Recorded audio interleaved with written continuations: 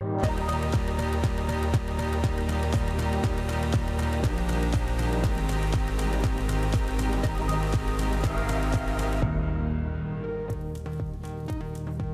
morning. This is Horizon's Middle East and Africa. Our top stories this morning.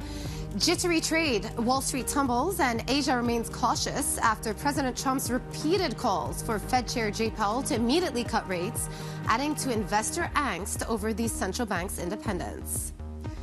Indian Prime Minister Narendra Modi heads to Saudi Arabia for a two-day visit aimed at deepening defense, trade, and energy ties.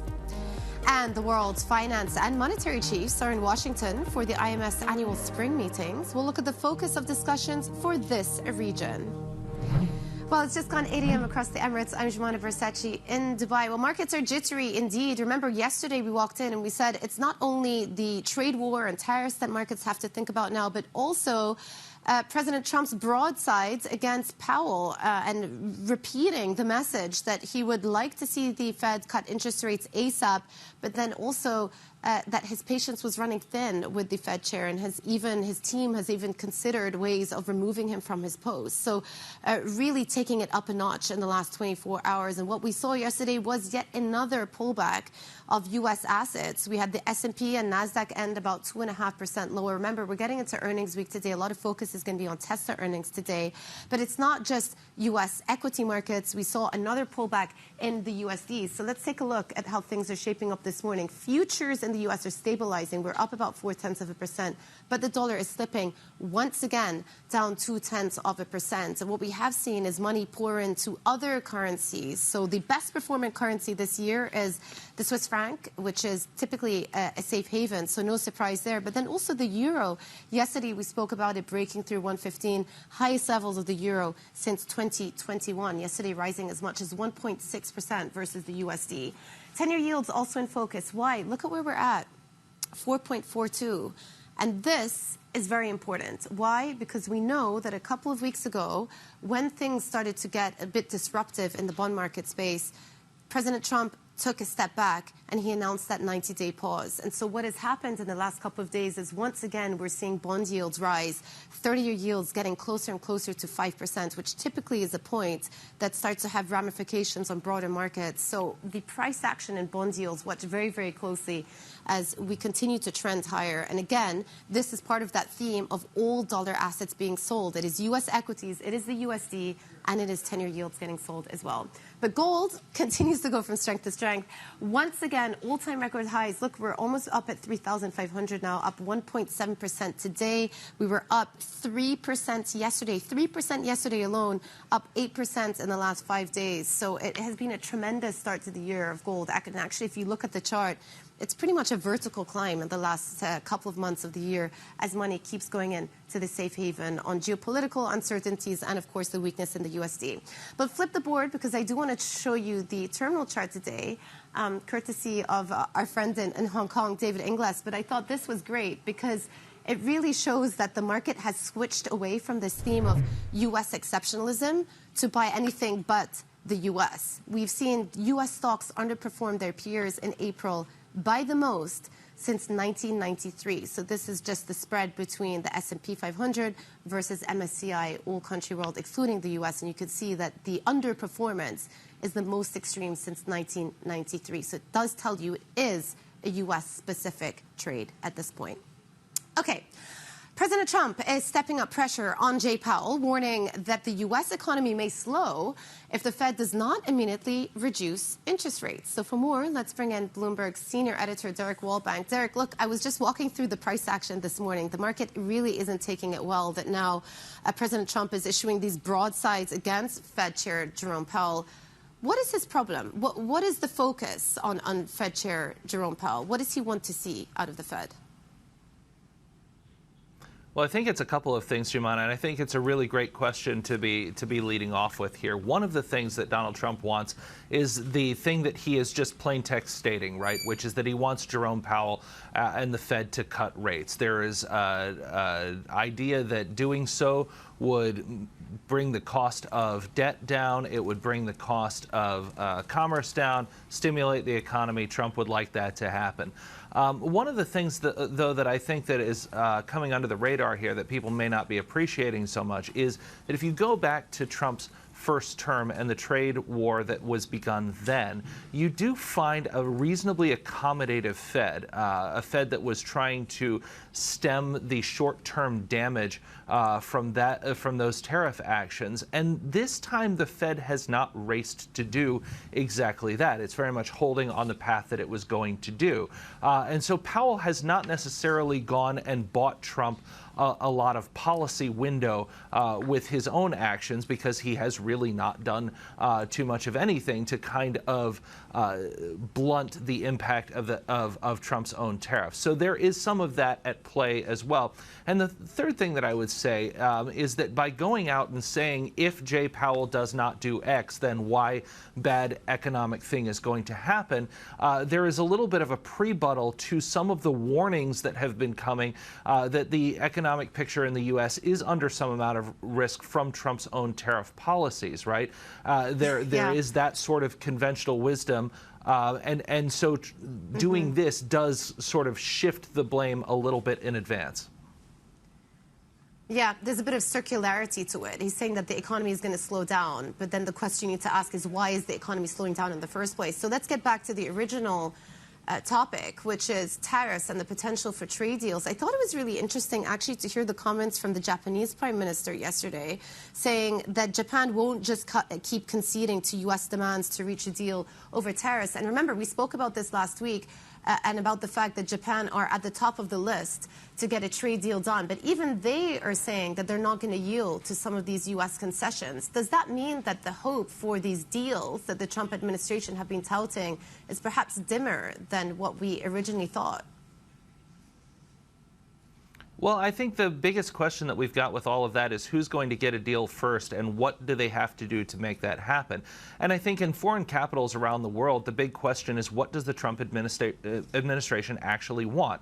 What is the package of things we can give them that is going to take this threat away from us and from our economy? And so far, nobody has landed on the answer yet. You know, you and I have spoken before about this, but it bears repeating that Israel pulled off substantially all of their barriers to U.S. Imports. And Benjamin Netanyahu flew to Washington to talk with Trump one-on-one, and that wasn't enough. Japan is at the top of the list. They are entering into talks. That hasn't been enough yet. J.D. Vance is in India. He met with Narendra Modi yesterday. All sorts of happy noises coming out of that as well, but that hasn't necessarily led to a deal. And you can rinse repeat across any number of geopolitical actors that you want to talk about. Nobody has yet found that sort of magic sauce of what's actually going to take this threat off the table. Indeed, the only thing so far that has taken a threat off the table in a major way so far was the bond market having problems and Trump being responsive to those. And so that's really something, you know, as I say, people are trying to figure out an answer, and I don't think anyone's come to it yet. Yeah, very fair. Bloomberg's senior editor, Derek Wallbank, thank you so much for the overview. Let's continue the conversation now with Charu Chanana, Chief Investment Strategist at Saxo, who joins me in the studio today. It's great to have you here in person. What do you make of all of these attacks on the Fed chair? It certainly looks like, right now we were worried about tariffs until last week. We were worried about what that would create to the economy. Will it be a growth shock? Will it be an inflation shock? So some kind of an event-driven, issues, maybe resulting in a kind of a cyclical issues, some kind of a recession or a stagflation, whatever it might be. But now we're just morphing it into a structural one, with the kind of questions that it raises on the credibility. People have been looking at U.S. and USD assets, not just because of the certainty around its payment, how well they can pay back, But it's about the independence of their institutions. It's about, how that's what really makes them credible. The structural issue. It is morphing into one of the structural issues Okay, now. before we dig into that deeper, let me just ask you about the premise of what President Trump has been asking for, which is for the Fed to start cutting interest rates. The market is pricing in 18 basis points of cuts at the upcoming June meeting. And so the market does seem to agree that the Fed need to start cutting interest rates and doing it more imminently. Yeah. Where do you stand on that debate? So, I mean, my sense is here that, we've seen these tariff headlines running around. Now, of course, we're in this 90-day pause period, but we still have a 145% tax on tariff on China, which means that the effective tariff rate now is considerably higher than the 2-3% that we had before, this administration came in. That has to, in some ways or the other, come down to company earnings and come down to the economic growth numbers as well. That's not going to come by June, right? I mean, we are still in a 90-day pause period, and what we have now is also a lot of front-loading of the demand, right, in ahead of the tariffs really coming in. So while that is going on, but the Fed is obviously aware of the fact that if those tariffs really kick in, there is going to be some impact on growth and there's going to be some impact on inflation, but they really need to wait for the data to come out. Imagine if Jerome Powell had come out the day after the tariffs was announced and, come and said this, yes, we're going to, be conscious about the impact it creates on growth and the impact it creates on inflation, and yes, we're going to start cutting rates. And then the next day what we have is a 90-day pause period. You certainly don't want to run into situations like that. So they are going to wait for real data, and I don't think real data is going to show the impact until, say, potentially June or maybe even July, and that's when the Fed is really more likely to act. Earlier on in the show, we were looking at a chart of U.S. equity underperformance versus the rest of the world. How do you read this underperformance? Is it a sign of investor panic, or is it just a case of buyers staying out of the market because of the lack of certainty? Like, at what point does this become a bit more disruptive? I mean, it did start to be one, where you were questioning the excessive valuation that the U.S. assets have been enjoying for the past several years now. And it started to be a question on whether these kinds of tariffs would start to drill into company earnings announcements. And we've seen that, right? We've seen companies not being able to give a clear guidance just because of the whole volatility and the uncertainty that is there right now. So when you cannot give a guidance, you cannot assign a growth forecast to a company, how do you really understand what kind of a multiple that company should trade in? So I think it's a dual effect, really. You expect company earnings to go down, but at the same time, all of these structural issues mean that the investors are looking for a higher risk premium. And when you attach a higher risk premium to USD assets, that means it should trade ideally at a lower PE, and with earnings potentially being downgraded as well from here, that is a diverse factor. One of the arguments I've heard is the only check, so to speak, on President Trump and his instincts is the markets. You've got equity markets, and we were just speaking to our colleague Derek now about how the Trump administration did eventually respond to those very volatile moves in bond markets a couple of weeks ago. Yes.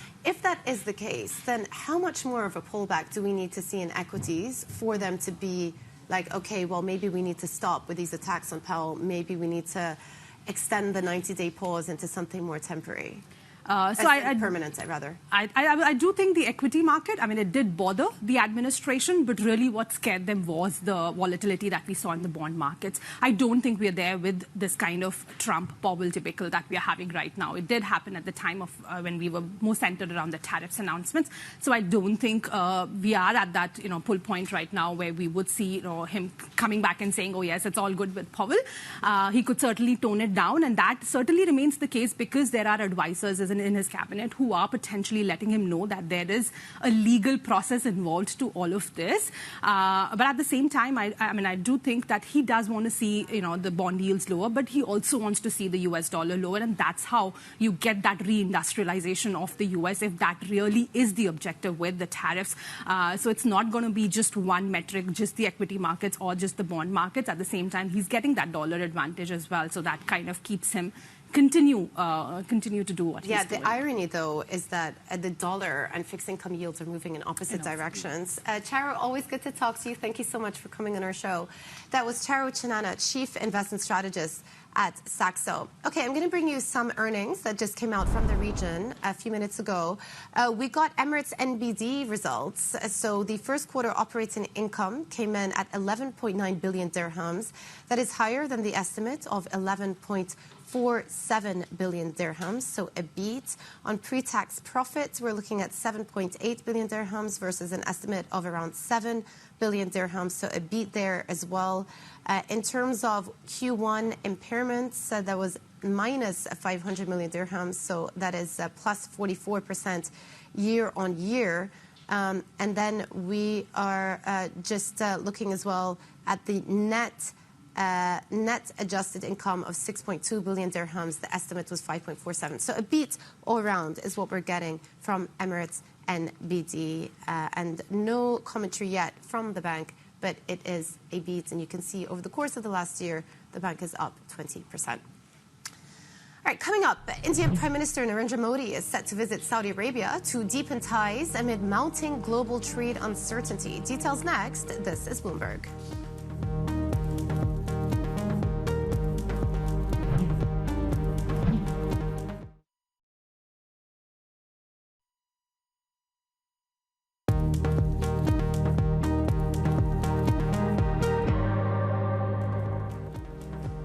Welcome back to Horizons Middle East and Africa. I'm Jumana Bersachi in Dubai. Indian Prime Minister Narendra Modi says India and Saudi Arabia ties have, quote, strategic depth and momentum. The comments come as Modi is set to kick off a two-day trip to the kingdom today to deepen ties with the country. Modi will meet with Saudi Crown Prince Mohammed bin Salman to discuss defense, trade and energy at a time of mounting global trade uncertainty. For more, let's bring in Bloomberg's Anthony De Paola. Anthony, so Modi was just meeting with J.D. Vance, so now he's going to be obviously continuing with the trip to Saudi Arabia. What's on deck? What are we expecting out of his trip to the kingdom? It's been a few years since it was last year. Yeah, big meeting for Modi, big week for Modi. So perhaps one of the first things they'll do is compare notes on the U.S. visit, because of course we know that again Donald Trump's first foreign visit is again supposed to be to Saudi Arabia. Next month we're looking at, but these things can all be confirmed. So they might compare notes on that, how the administration is dealing with trade, because that was for sure a big aspect of the Modi trip. We'll have to see if Trump ends up going to Italy for his first trip, because he said he was going to go to the Pope's funeral. So that will be one issue. But of course, there's huge amounts of bilateral ties between the two countries. Modi's also been here to the UAE, and they always go back with huge pledges of investment and investment back and forth between the two countries. So there's going to be a lot of issues that they can discuss between cooperation, be it on manufacturing, be it on energy, be it on other cooperation. There's also these plans to have a lot more transport and trade links between the two countries. So there's a wealth of issues that they can discuss. But what we'll be looking for is whether these things come out as MOUs, agreements to agree, or whether we do get any firm pledges of investment. Now, remember, we did have a recent visit with the Crown Prince going there and pledging lots of investment. So we'll have to see, also whether those are kind of recycled investments from that past trip, or whether we do see new initiatives. Yeah. Well, let's put on your energy hat. Talk us through the importance of Saudi energy exports to India. Obviously, they are a huge importer of oil from various nations. What do you think they may be looking to get out of this trip?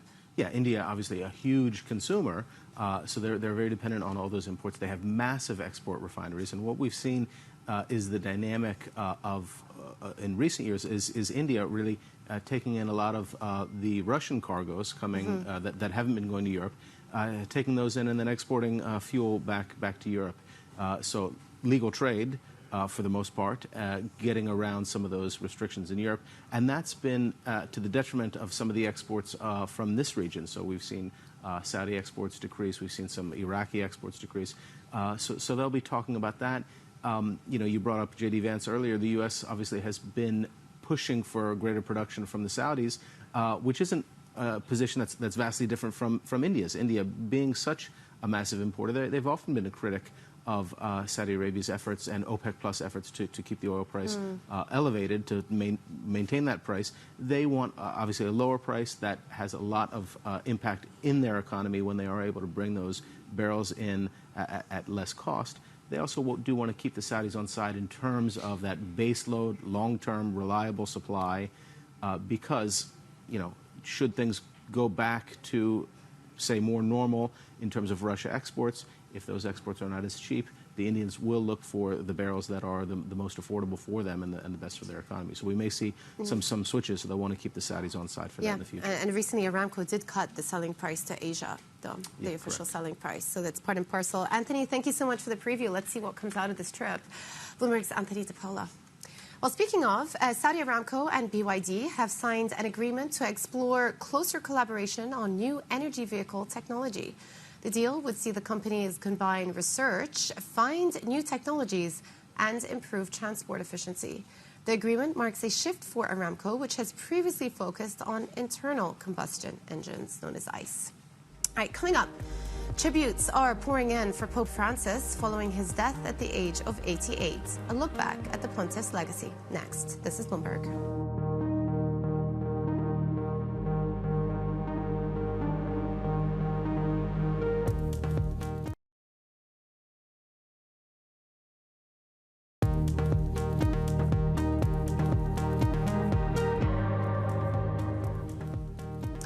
Tributes are pouring in for Pope Francis after his death at the age of 88. Italy's Prime Minister Giorgia Meloni called him a great shepherd, while President Trump says he and the First Lady will attend the Pope's funeral. Here's a look back at his life and legacy. Spiritual leader who encouraged Catholics to embrace more compassionate views on many issues of church doctrine. But his legacy as pontiff will also be marked by his failure to deal decisively with past abuse by clergy. Born Jorge Mario Bergoglio in Buenos Aires, he entered the seminary in his 20s and joined the Jesuit order known for its work on behalf of the poor and for social justice. Bergoglio later became a bishop of Argentina's largest archdiocese and eventually a cardinal before being elected the 266th pope in March of 2013. He captivated many liberal non-Catholics with his focus on poverty and human suffering at a time when far-right political groups were on the rise globally. But Francis's expansive message faced pushback from a polarized clergy and hidebound Vatican bureaucracy. He abolished the highest level of secrecy used to protect pedophiles within the church, yet largely failed to satisfy victims' demands for accountability. He advocated for a freer discussion of homosexuality, divorce, and the role of women in the church, but progressives didn't find him revolutionary enough, while conservative Catholics felt he went too far. He left a final institutional legacy reconfiguring the College of Cardinals that will select the next pope, making it more likely that person will be from Asia or Africa. And let's take a look at how markets are screwing up as we head into the break now. Equity futures stabilizing somewhat after a pullback in yesterday's session, a major pullback for S&P and the Nasdaq, ending the session down more than 2.5%. Today we are trading in the green, though, up about 0.4%, even though Trump's attacks on Powell are not letting up. European markets are back online and seen opening weaker, down 0.5%. So we'll keep an eye on the price action there. But later on, we're going to be discussing whether the Middle East has continued to see strong funding momentum in the first quarter.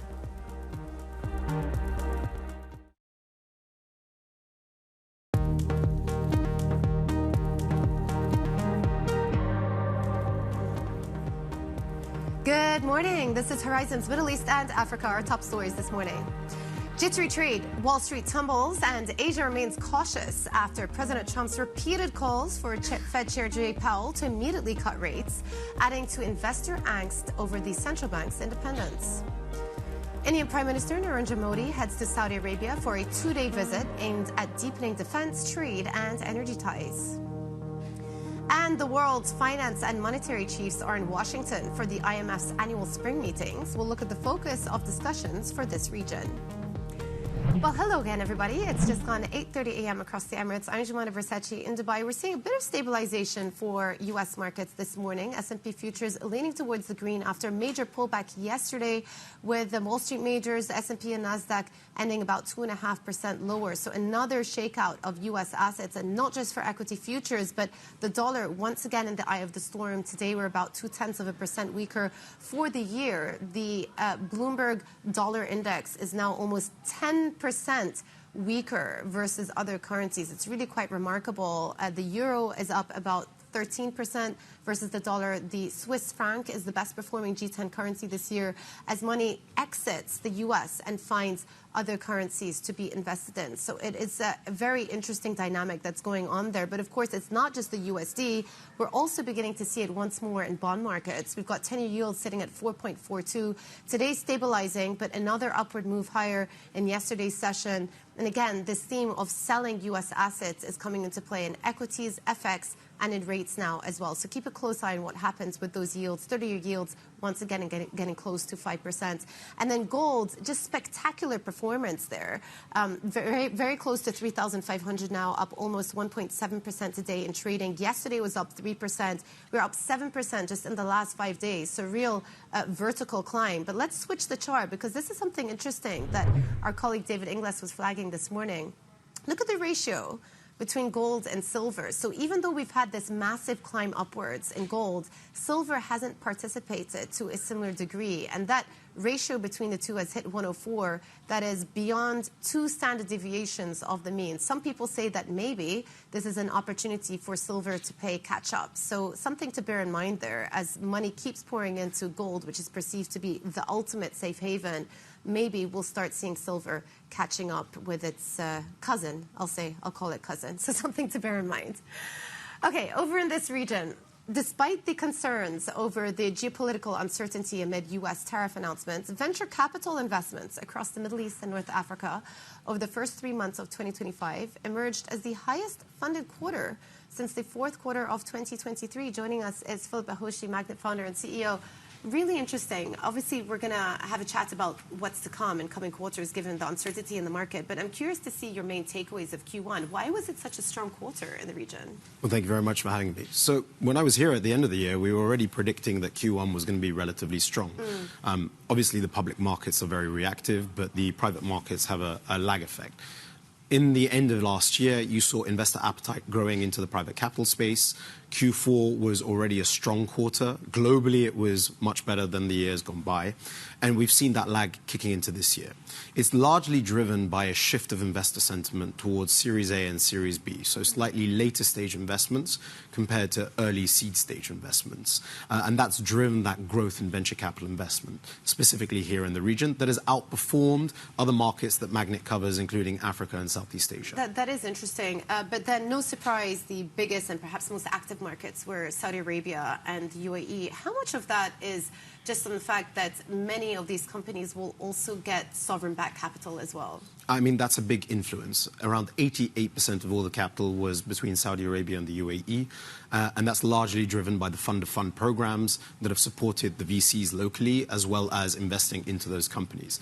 There have been large deals. Tabi saw a large investment round in Q1 that involved international participation. So it's not just solely focused on local deployment of capital, but it has been the programs of the government that tries to drive that innovation spirit here within the UAE and Saudi Arabia. Okay, beyond these sovereign-backed initiatives, where is the capital coming from, Phil? I know there's been a big focus from the international community on investing in the region, but is that actually showing up in the numbers? Absolutely. I mean, a lot of effort is to try and attract international participation into the region. Now, it's country-specific.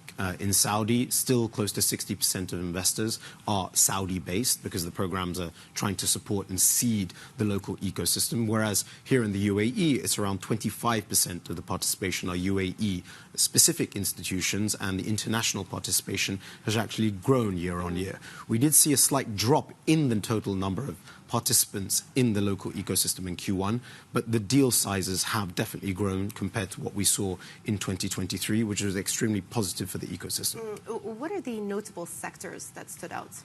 Interestingly, it remains the same. Fintech is the leading industry of choice with the Dubai Fintech Summit that's coming up. It remains interesting for local investors and global investors. I know that AI is a very hot topic, so I thought I'd touch upon it because there's the AI festival that's taking place here. Globally, if you look at international reporting, 38% of capital in venture capital was in AI startups. Here in the region last year, and Magnitt's now tracking AI, only 5% of all investment was going into AI. But interestingly, they're at very early stage because we're seeding the growth of the AI market. And we have already in Q1 started seeing larger AI investment rounds compared to years gone by. So while that remains a hot topic, it's still lagging behind the international. And still very early stage as well. Really Absolutely. Interesting. Okay, let's talk about what's to come in coming quarters. I'm guessing that the mood has shifted because of the volatility in public markets and also because there's been a lack of deal making in overseas markets as well. How's that translating? Yeah, so I mean, the public markets are very reactive to the news that's coming out of the US. We came back from the Eid holiday, and Liberation Day really caused the team to kind of reanalyze what's happening. I think that basically uncertainty is the devil of decision-making, is something I've been telling the team. And the challenge that you have there is LPs who have cross-asset allocations are trying to work out what's happening, both on the public market side and how that then translates into the private market side when investing in VCs. VCs that may be fundraising may find it a little bit challenging because people are delaying that decision-making. And if they invest in companies, there's a lot of uncertainty of how they're going to manage the next 9, 12 months. And if you're a startup founder, you are also trying to work out, are you able to raise that investment round? So really, it's just created a risk-off environment. And I've spoken to many people in the public sector and the private who are our clients, and there's just a lot of uncertainty as to what's going to happen. And because there were fewer exits, because there were fewer IPOs, less M&A deals happening, is that likely to impact later stage investment more than early stage, do you think? Well, interestingly, the Q1 report actually saw the strongest number of M&A transactions ever in terms of the region. That positivity was beginning at the beginning of the year. The challenge is that uncertainty for an acquirer will kick in again, as well as the IPOs. If the public markets are down as they are in the US and even here in the region, all of those companies that were looking to potentially list are now going to delay their decision-making until they see clarity. So it is impacting the whole of the funnel, but ultimately it's just indecision on all parties, which is likely to translate into Q3 and Q4 data, albeit it could rapidly change if things change in the US based on the tariff situation. Yeah, let's see how this all evolves. Very unclear at this point. Philip, thank you so much for joining us. That was Philip Bahoshy, Magnitt founder and CEO. Well, coming up, global tariffs fallout. We discuss the impact of Trump's trade war on economies in Africa and the Middle East. Next, this is Bloomberg.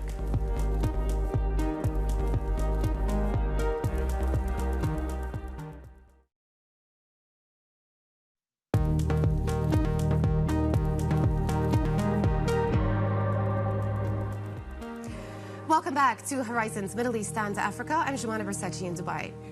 African nations that were just beginning to get over a funding squeeze following the COVID-19 pandemic are facing a new surge in borrowing costs. The Trump tariffs and plunging commodity prices have left many locked out of credit markets, and they're having to return to the IMF for help.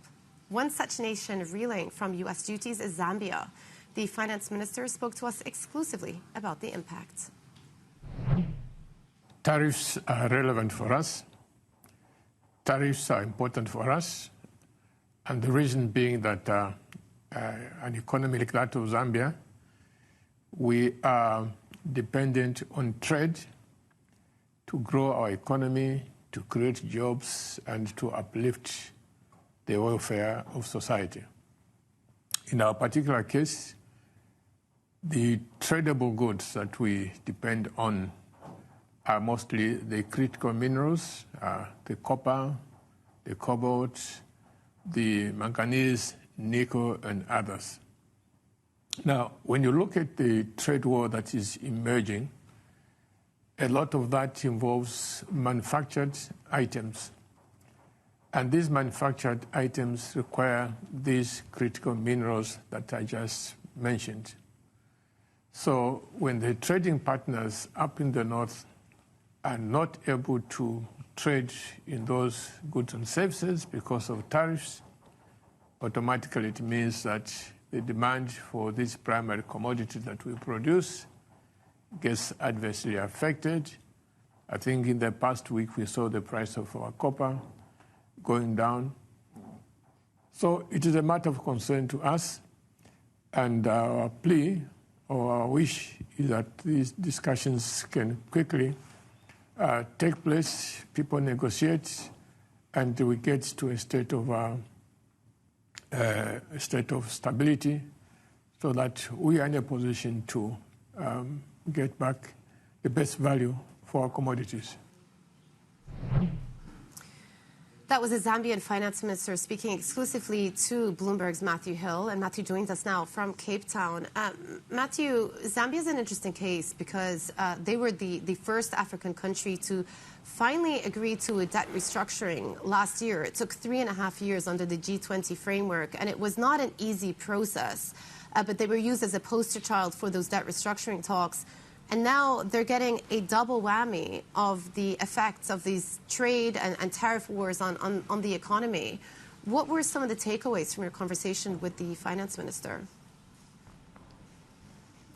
Yeah, exactly. Zambia has, as you said, emerged as a poster child for the common framework restructuring process that the G20 drafted.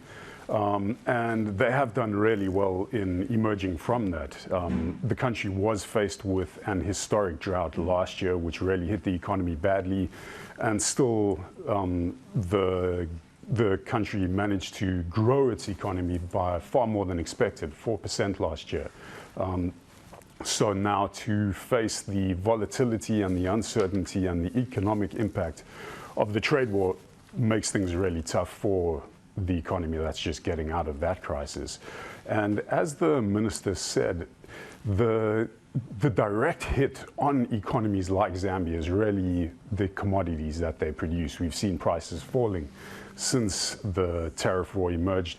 Copper, really important for Zambia, depends on copper for about 70% of its exports. So with a lower price, that really hits the government's revenues. Other countries in the region too, for example, Angola, which is heavily dependent on oil, they've budgeted for $70 a barrel oil in their 2025 budget. And for each dollar that a barrel of oil averages below that, they face a $152 million hit. So the impact of the tariffs is really more indirectly on countries that do generally little trade with the US directly. Yeah, so what are you watching out for specifically at the IMF spring meetings this week? What are the countries that you're watching out for in terms of potential new agreements? Well, that's one of the important points that you made in your introductory comments about many countries now being locked out of the market. We've seen yields spiking well into the double digits for many frontier African sovereigns. So that really means that it is just too expensive to go to the markets to borrow money at the moment. And that will lead many to rather look to the IMF to plug their funding gaps over the next couple of years. We've seen some countries that have already hit serious trouble. Mozambique is facing a very, very tough situation economically at the moment. They announced Friday that they were not even able to complete their current IMF program and will be seeking a new one from the fund. That's a similar situation to Kenya. A lot of countries, a lot of people will be watching what will happen with Senegal, which is also in discussions with the IMF. And there are other countries that are of interest, like Ghana, which has a program too. Yeah, it's going to be an important week at the spring meetings. Matthew Hill, thank you so much. Well, staying on the topic of tariffs, the trade war is overshadowing the spring meetings of the IMF and World Bank taking place in Washington, D.C. We spoke about Africa, but let's zoom in on the Middle East now and bring in Ziad Dawood, our chief EM economist at Bloomberg. So in the region, first, I actually want to start with Syria, because I thought it was really interesting to note that a Syrian delegation is actually attending the spring meetings this week for the first time in 2 decades. What are we expecting out of the discussions with the Syrian delegation? They're still very early stage in terms of institution building. It is early stages, but there are 2 challenges with Syria. The first one is an extremely basic one, which is data. The IMF, with every meeting, they publish a global database covering some 180 countries around the world for basic macroeconomic data, GDP, inflation, current account, and so on. Since 2010 or 2011, we haven't had macroeconomic data on Syria. Now we're talking about basic macroeconomic data. So to assess what's happening in the economy, we need data, and Syria is absent in that. And the second, obviously, challenge facing Syria is probably less relevant to the IMF, but more in terms of like global mobilizing global funds, is the issue of reconstruction. Syria has gone through civil wars, and there's reconstruction that is needed that requires funding, and that is important for Syria. But it's also important that it's not the only country in the Middle East that requires funding for reconstruction. Lebanon, Gaza, other places also in need of that. So Syria is facing competition in that sense. Yeah, let's turn to Lebanon then, since you bring it up. I was speaking to the economy minister last week, and for those who aren't watching the intricacies of the Lebanon situation, the IMF has said that in order to unlock funds and a program, the Lebanese authorities need to find a way to deal with the banking system and the distribution of losses within the banking system. Do you sense that there is a confidence from the Lebanese administration that they may be finally agreeing to some terms with the IMF this week for a new program? Well, Lebanon needs to solve the banking issue. It's a 5-year-old problem, Jumana, and you know that very well, I'm guessing. Basically, the basic problem is that banks made bad loans to the government of Lebanon, which defaulted on its loans, and there are losses, and the losses need to be distributed. And there are 3 stakeholders. There are the depositors of the banks, there are the shareholders of the banks, and there are sort of foreign lenders that lend to the Lebanese government. A result of this default, all of these entities need to take losses. The question is how much of each. And Lebanon has not solved that problem yet. You've talked about Zambia recently, which defaulted and has managed to restructure its debt. Sri Lanka defaulted in 2022, 2 years after Lebanon, and managed to get a restructuring and a ratings upgrade. Lebanon has not solved that problem yet. And that's not a problem that will be solved by the IMF. It's an internal political problem that Lebanon needs to solve before going to the IMF. Yeah. And there's a big question mark whether they're going to solve it now, or given that there's elections in Lebanon next year, whether they can delay it to the elections. Ziad, to round up, I know you were just in Egypt. Egypt have around $9.3 billion total package from the IMF. Things seem to be going as planned, and for a long time, we're seeing a bit of stability in Egypt. The central bank even cut rates last week.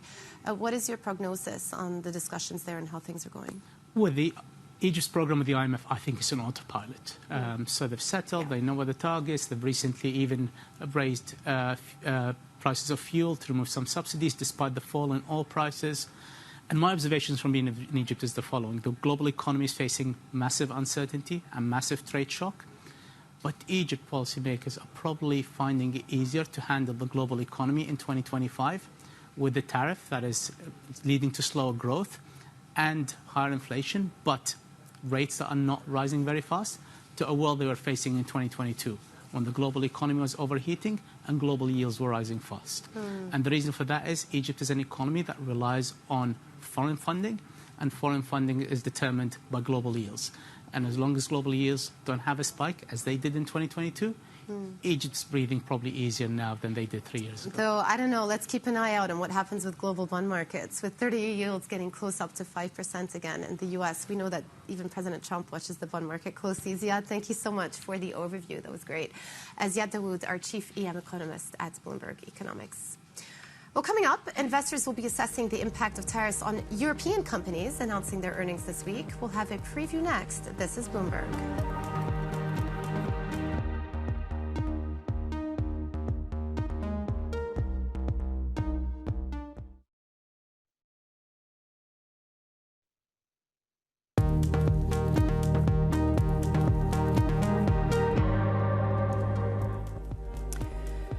Of Europe's largest companies report earnings this week, with SAP on deck for later today as investors assess the impact of tariffs on the continent's biggest lenders as well and some of the largest corporates.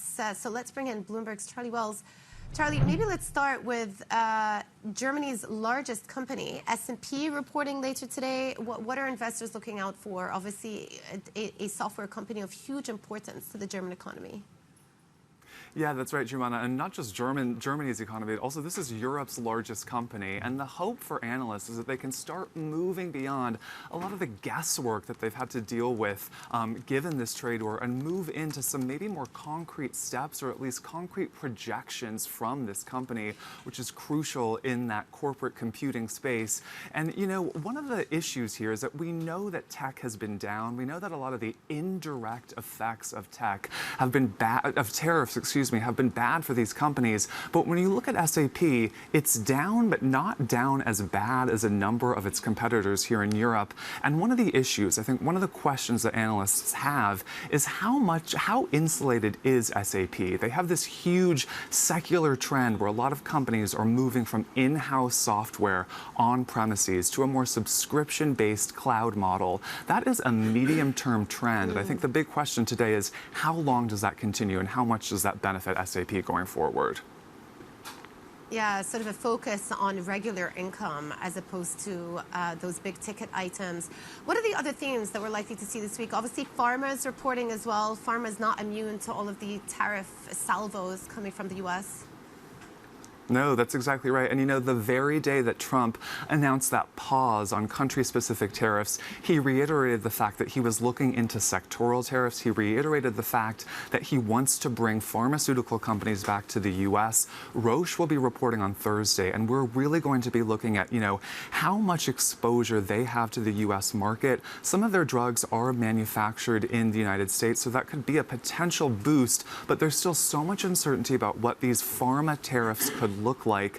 As far as Roche's competitors, some of them have a lot more exposure to that U.S. market. Roche, as you can kind of see here, comes out somewhat in the middle of the pack, so they could potentially fare a little bit better than some of their other competitors. And finally, also on Thursday, we're expecting BNP to kind of kick off some of those bank earnings here in Europe. And I think the question is, do banks get the boost from trading that their Wall Street peers saw? And there are some idiosyncrasies to BNP that we're looking out for as well. They have got a trade finance unit that could be under pressure. Yeah, most absolutely, with the word trade in it. Bloomberg's Charlie Wells, thank you so much. Well, that's it for our show today. Horizons Middle East and Africa. I'm Jumana Versace in Dubai. Stay with us for Daybreak Europe. This is Bloomberg.